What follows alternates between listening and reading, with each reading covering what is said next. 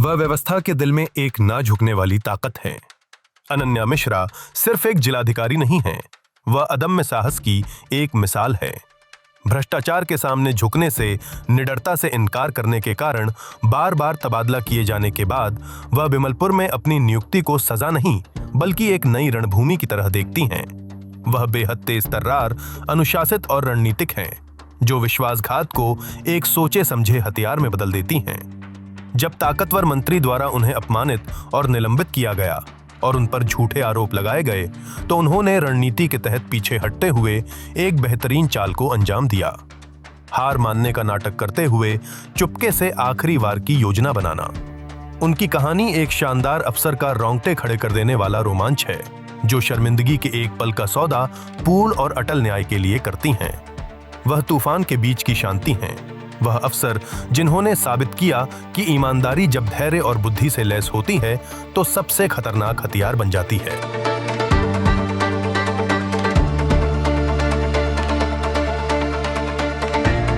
लकड़ी की मेज पर बरसों से धूल खाती सरकारी फाइलों का ढेर पड़ा था, जो नौकरशाही की शांत लड़ाई को दर्शा रहा था।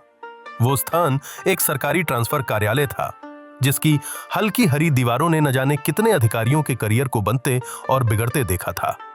अनन्या मिश्रा एक ऐसी अधिकारी जो अपने सिद्धांतों से कभी समझौता नहीं करती थीं और अपने निडर व्यवहार के लिए जानी जाती थीं। इस कारण उनके करियर में बार बार तबादले होते रहते थे। एक कठोर चेहरे वाले क्लर्क ने उनका नाम पुकारा और उन्हें नया पोस्टिंग आदेश दिया। अनन्या ने बिना कुछ कहे लिफाफा स्वीकार कर लिया। अनन्या ने नीचे पते पर देखा। उनकी नई मंजिल थी बिमलपुर, एक ऐसा क्षेत्र जो भ्रष्टाचार में डूबा हुआ था।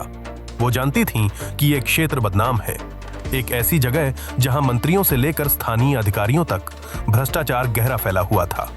उन्होंने राजधानी छोड़ दी, जहां उनके पिछले संघर्ष हुए थे, और बिमलपुर की लंबी यात्रा शुरू की। यात्रा लंबी और विचारशील थी। अनन्या कार की खिड़की से बाहर देखती रहीं और अपने मन को नई लड़ाई के लिए तैयार करती रहीं। बिमलपुर पहुंचने पर उन्होंने तुरंत वहां की लापरवाही देखी। उन्हें उनका नया कार्यालय दिखाया गया, जो अव्यवस्थित फाइलों से भरा हुआ था, जो पिछले अधिकारी की उदासीनता का सबूत था। अनन्या ने अपना छोटा निजी सूटकेस एक हल्की आवाज के साथ नीचे रखा, जो उनके आगमन का संकेत था। उनका पहला विचार आराम करने का नहीं, बल्कि इस शांत मिलीभगत को चुनौती देने का था। उन्होंने तुरंत सभी पुराने और अनसुलझे मामलों की समीक्षा का आदेश दिया।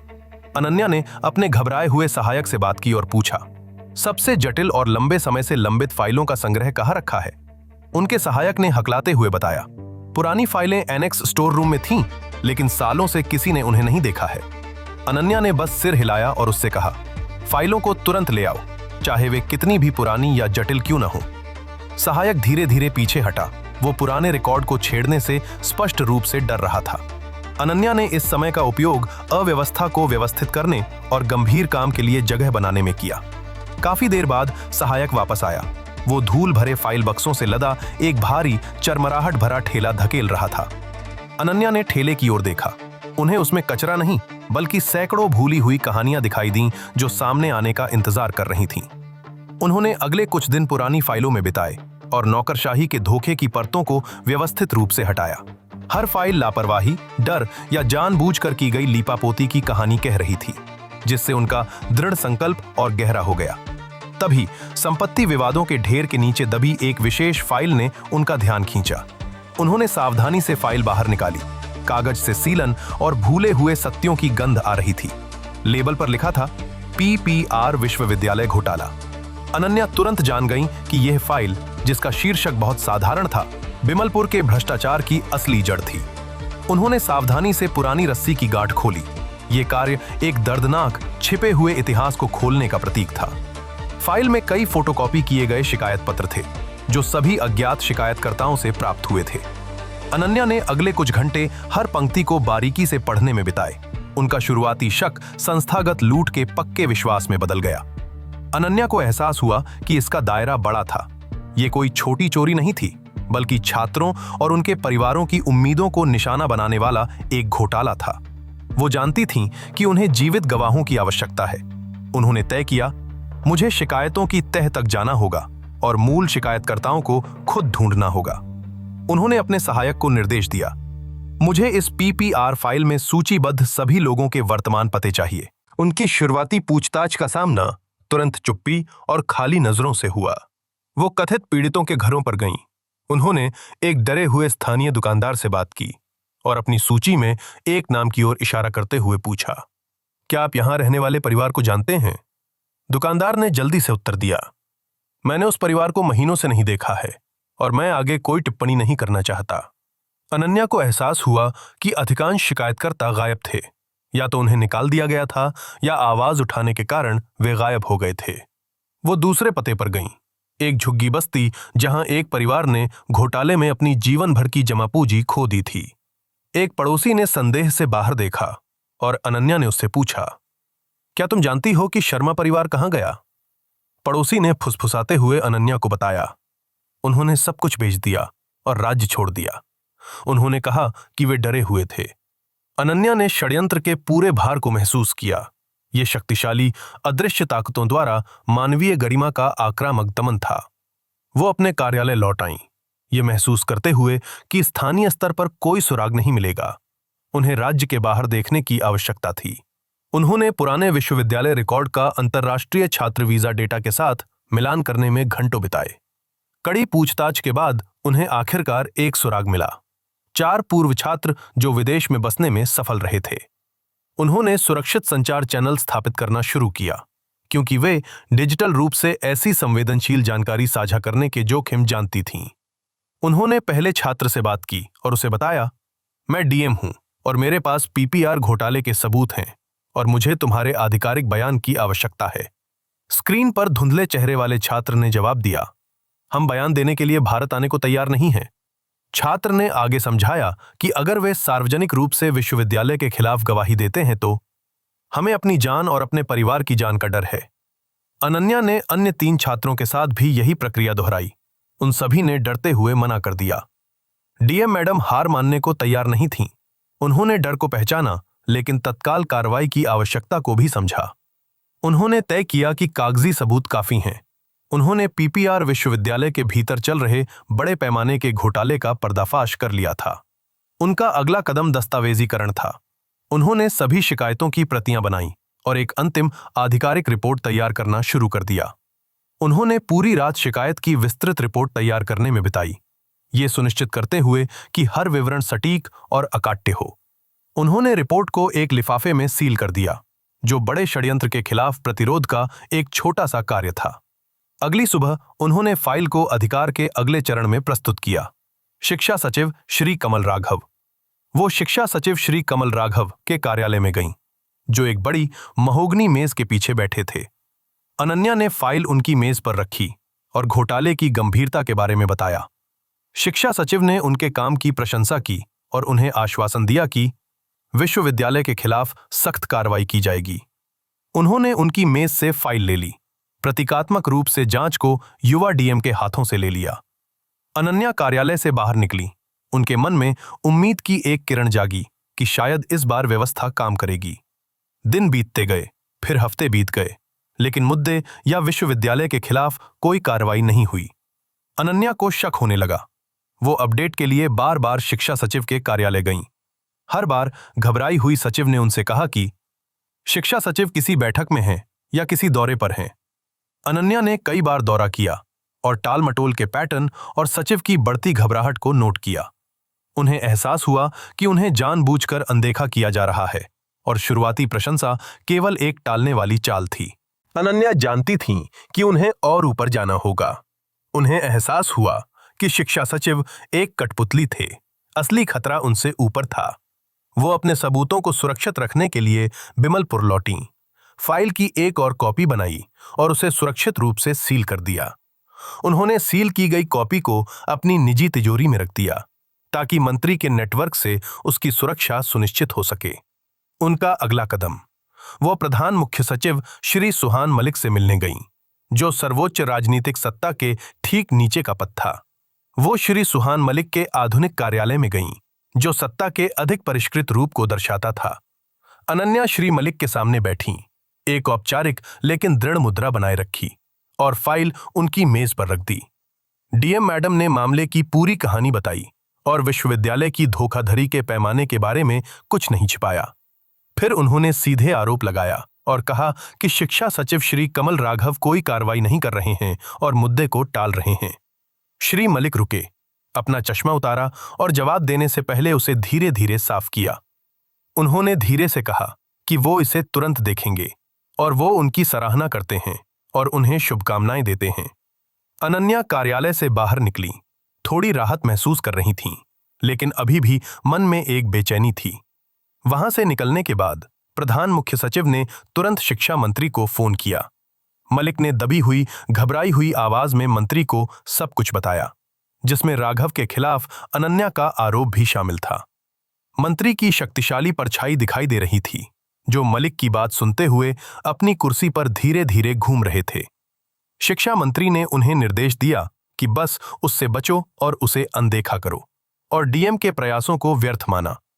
मंत्री ने ठंडे अहंकार के साथ कहा, जब हम शासन कर रहे हैं तो वो कुछ नहीं कर सकती। मलिक ने रिसीवर रख दिया। उनकी आज्ञाकारिता पूरी हो गई थी, क्योंकि वो और शिक्षा सचिव दोनों मंत्री की कठपुतली थे। कुछ दिनों बाद डीएम मैडम ने मामले पर अपडेट के लिए प्रधान मुख्य सचिव से संपर्क करने की कोशिश की। वो उनसे नहीं मिल सकीं, क्योंकि वो उनसे मिलने से बच रहे थे। हमेशा कोई न कोई जरूरी बैठक होती थी। उन्हें इसमें कुछ गड़बड़ लगी। उनका संदेह निश्चितता में बदल गया। भ्रष्टाचार बहुत ऊपर तक था। अनन्या ने एक बड़ा जोखिम भरा निर्णय लिया। उन्होंने सीधे शिक्षा मंत्री के कार्यालय में फोन किया। उन्हें आश्चर्य हुआ। उन्हें तुरंत मिलने का समय मिल गया। सहमति की यह गति डरावनी थी। अनन्या जानती थीं कि वो शेर की मांद में जा रही हैं, लेकिन पूरे ऑपरेशन का पर्दाफाश करने का यही एकमात्र तरीका था। डीएम मैडम फाइल को व्यक्तिगत रूप से शिक्षा मंत्री के पास ले गईं, जो उनके पास मौजूद आखिरी भौतिक सबूत था। मंत्री के कार्यालय में पहुंचने पर वो अत्यधिक विलासिता और शक्ति वाले कमरे में चली गईं। मंत्री ने एक दुष्ट मुस्कान और बुरी नजर के साथ डीएम मैडम का स्वागत किया। उन्होंने चौंकाने वाले शब्द बोले। उनसे कहा, तुम फिल्मों में कोशिश क्यों नहीं करती? तुम्हारा शरीर बहुत आकर्षक है।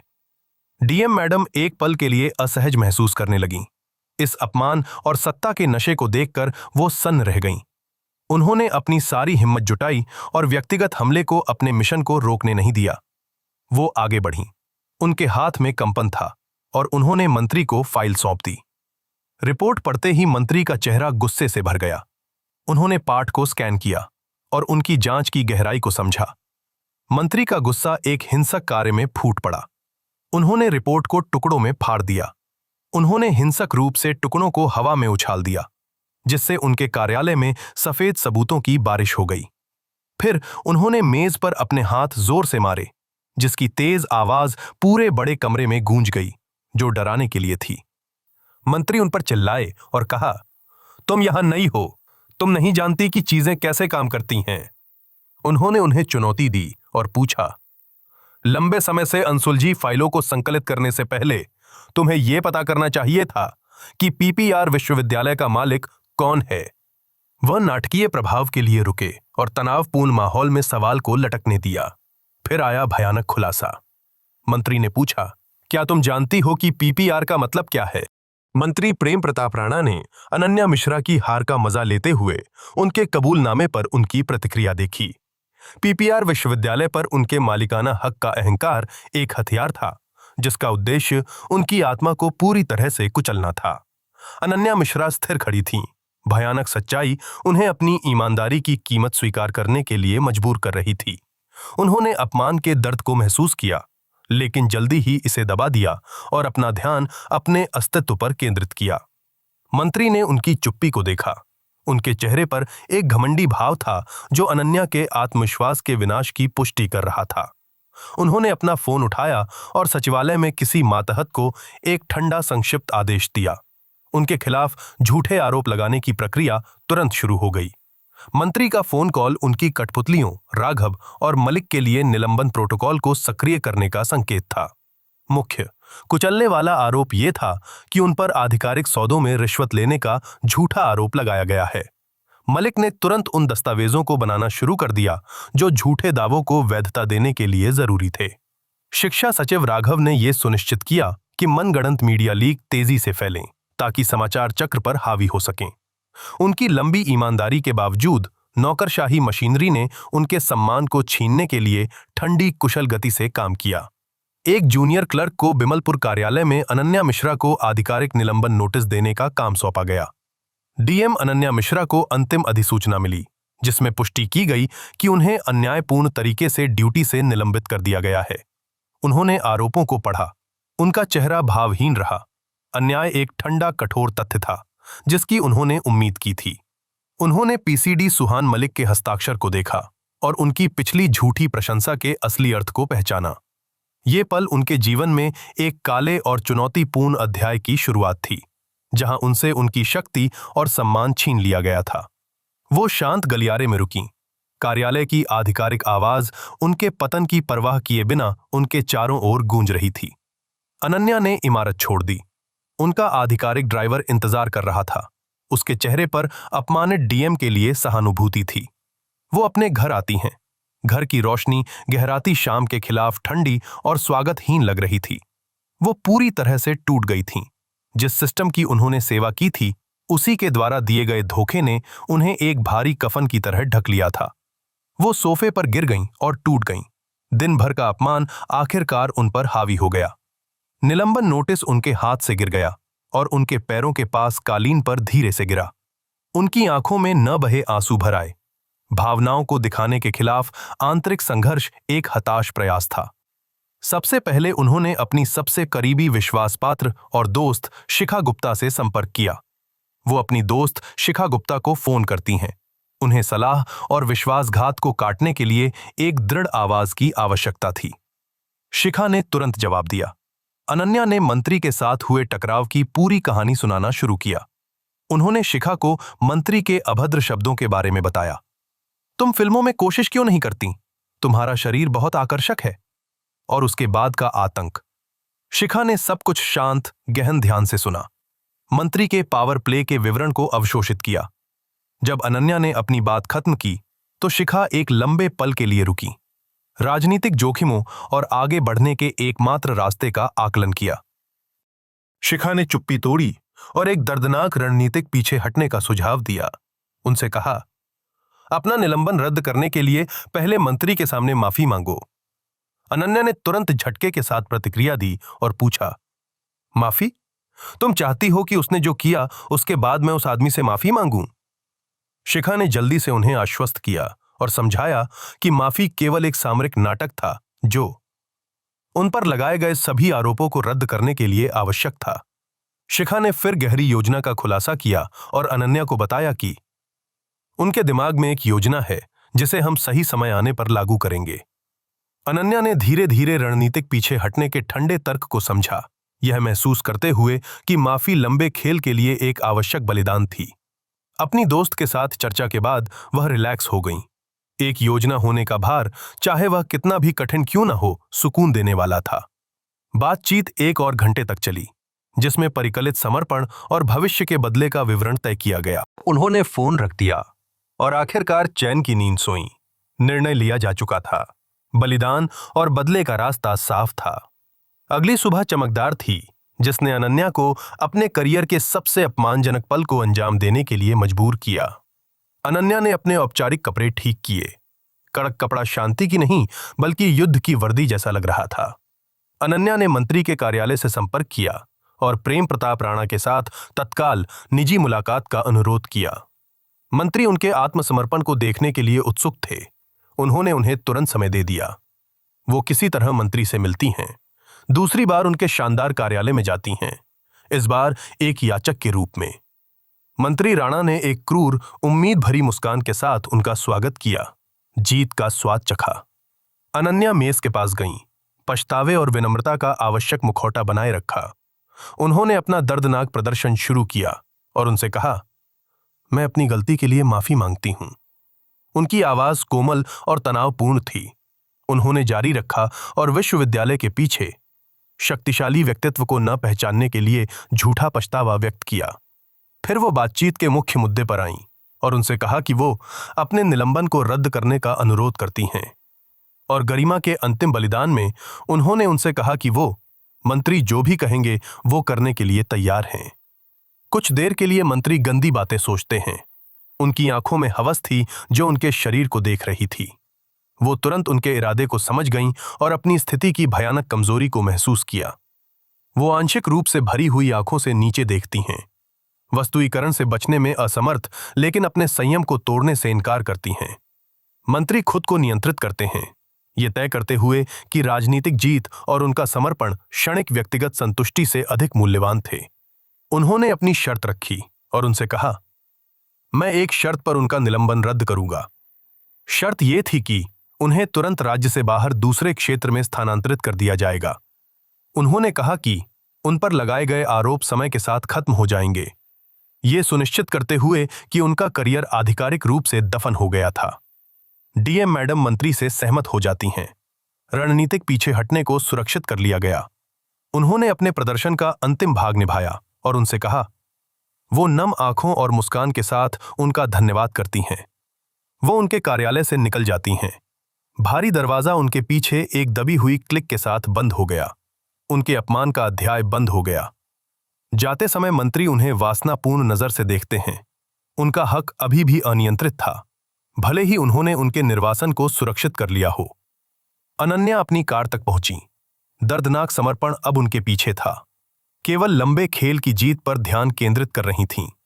उन्होंने उस छिपे हुए रिकॉर्डिंग डिवाइस की जांच की जिसे वो अपने पिछले ट्रांसफर के बाद हमेशा साथ रखती थीं। घर पहुंचते ही वो अपनी दोस्त शिखा को फोन करती हैं। अनन्या ने शिखा से कहा कि मैं सलाह के लिए तुम्हें धन्यवाद देती हूं, ट्रांसफर पक्का हो गया है। अगले दिन उनके निलंबन को रद्द करने का आधिकारिक आदेश आ गया। साथ ही उनका नया पोस्टिंग आदेश भी नए डीएम के रूप में अपने नए क्षेत्र मिल्कापुर जिले में चली जाती हैं। उनकी मंजिल मिल्कापुर एक दूरदराज राजनीतिक रूप से शांत क्षेत्र था जो राज्य की केंद्रीय सत्ता संरचनाओं से बहुत दूर था। वो अपने नए कार्यालय में पहुंची। एक मामूली कार्यात्मक इमारत राजधानी की विलासिता से बहुत दूर। इस नए कार्यालय में वो बिना किसी का ध्यान आकर्षित किए शांति से मामलों को संभालती हैं, ये सुनिश्चित करते हुए कि वो किसी मीडिया या राजनीतिक ध्यान को आकर्षित न करें। उन्होंने अपने जीवन के सबसे बुरे दौर का अनुभव किया था और दर्द को शांत दृढ़ संकल्प में बदल दिया था।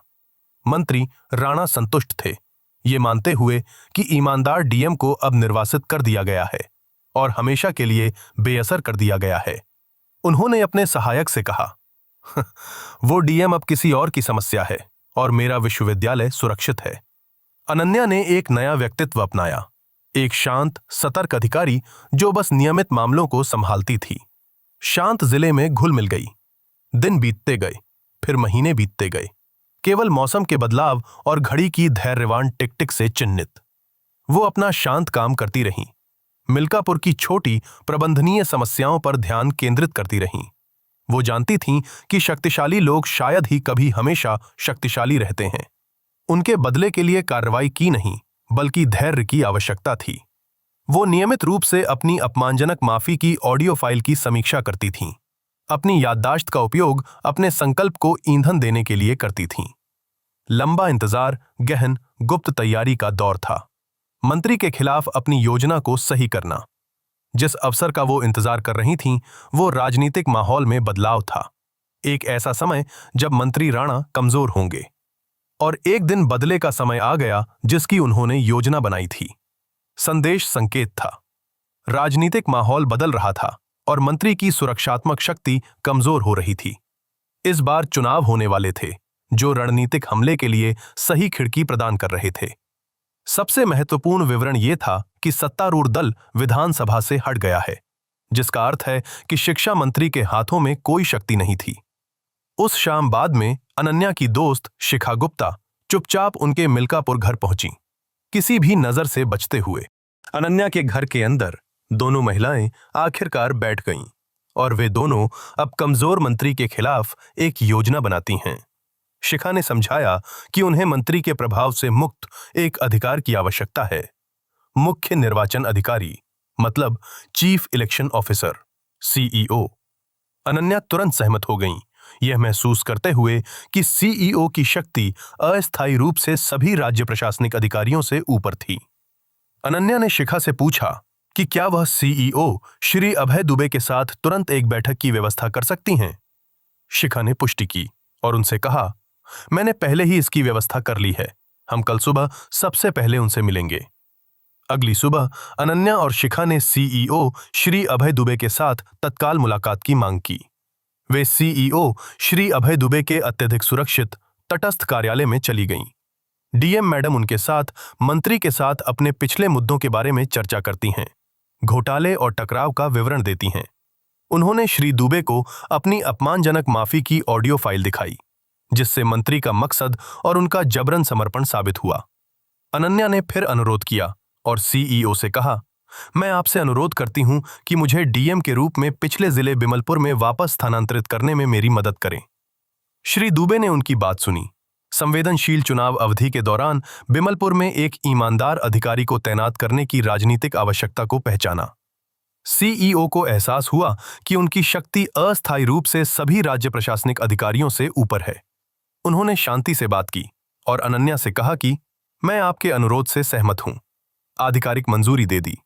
वह तुरंत उनके अनुरोध के अनुसार स्थानांतरण के लिए संबंधित प्राधिकारी को फोन करते हैं, आचार संहिता के तहत अपनी शक्ति का उपयोग करते हैं। अनन्या ने जीत की लहर महसूस की। अपने साहस और समर्थन के लिए श्री दुबे को बहुत धन्यवाद दिया। वह उन्हें धन्यवाद देती हैं, यह महसूस करते हुए कि यह उनके अपमान का बदला लेने और अपना सम्मान वापस पाने के लिए आवश्यक पहला कदम था।